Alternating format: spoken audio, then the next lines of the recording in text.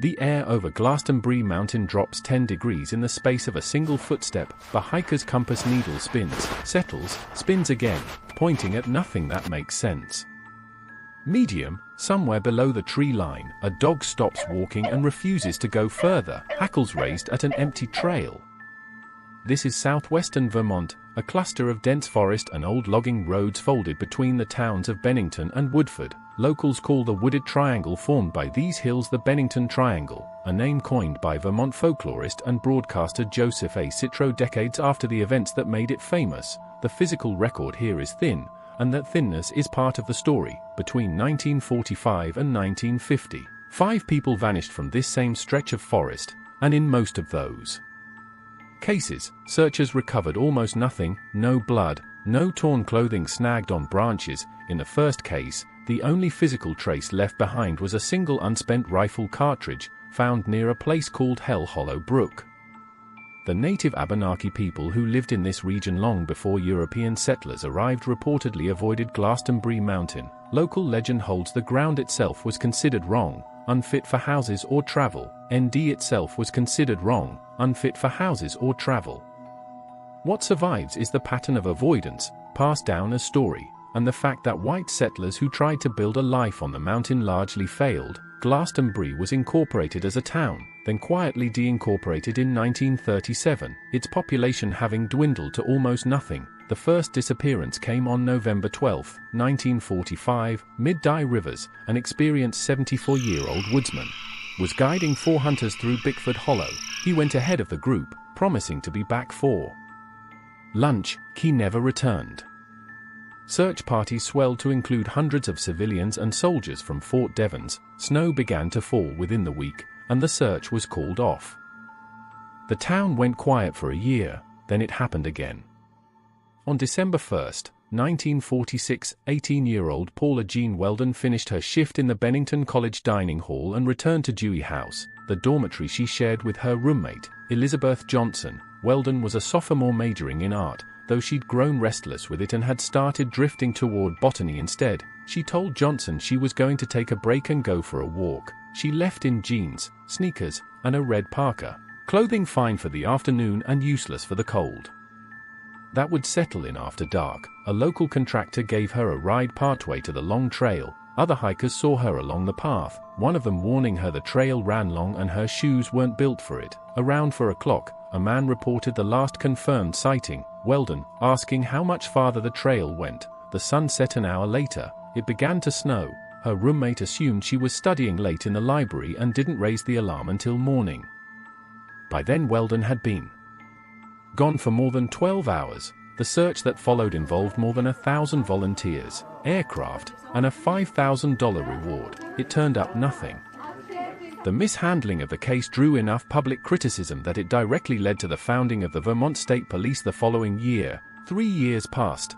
Then, on the exact anniversary of Weldon's disappearance, the pattern returned in a form no one had anticipated. On December 1, 1949, 68-year-old World War I veteran James Tedford boarded a bus in St. Albans, heading home to the Bennington Soldiers' Home. 14 passengers later confirmed he was on that bus, seated, asleep for parts of the ride. Whether all 14 remembered it accurately, or simply agreed on a story after the fact, no one can say for certain. Memory under those conditions is not a precise instrument. What is certain is the paperwork.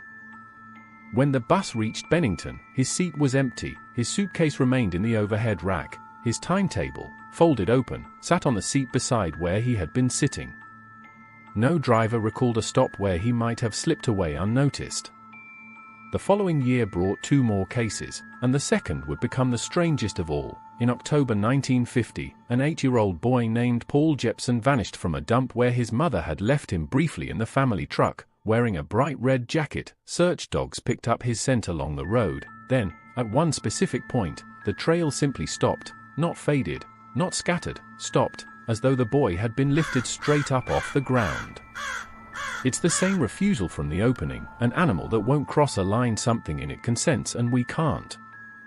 Weeks later, 53-year-old Frida Langer was hiking with her cousin near the Somerset Reservoir when she slipped into a stream. Cold and wet, she told him she'd head back to their cabin to change and would catch up. he waited, she never came.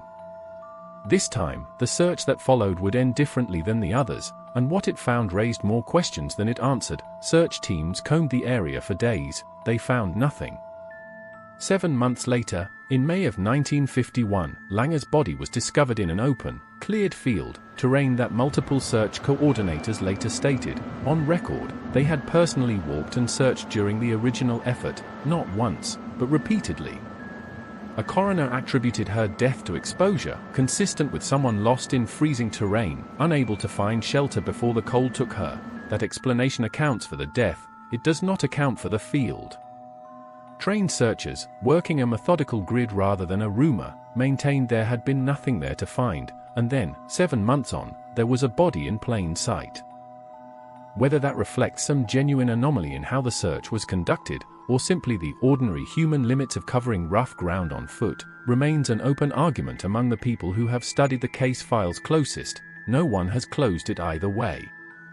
The natural explanation accounts for most of what happened here. Glastonbury's terrain is steep, densely wooded, and riddled with old mine shafts and logging pits left over from a defunct charcoal industry. Winters arrive early and hard. A person disoriented at dusk, with the temperature dropping fast, can travel only a short distance before exposure becomes fatal, and a body left in dense brush can go unrecovered for a very long time. Rivers, Weldon, even Langer's death itself, fit this pattern well. Tedford does not. There is no woods involved in a man vanishing from a moving bus, no terrain to get lost in, no cold to blame. The paranormal explanation leans on the mountain's older reputation, the reported Abenaki avoidance, and decades of accumulated sightings of a large, upright, unidentified creature in the woods around Glastonbury, sometimes called the Bennington Monster. Believers point to the sheer density of the pattern. 5 people gone in 5 years from the same small radius of forest, and argue coincidence stretches thin that many times in one place. What this account struggles with is evidence. No photograph, no recording, no physical trace has ever tied a specific disappearance to a specific cause. The theory fills a silence the record itself leaves conspicuously, almost deliberately, empty. What does it mean that a patch of ordinary American forest, a few square miles wide, can absorb 5 people in 5 years and give almost nothing back? Maybe the land holds no more mystery than any other place we've simply failed to search thoroughly enough, or maybe every stretch of wilderness has its own version of Glastonbury waiting to be counted, and we've only bothered to notice this one. Stay curious, stay weird.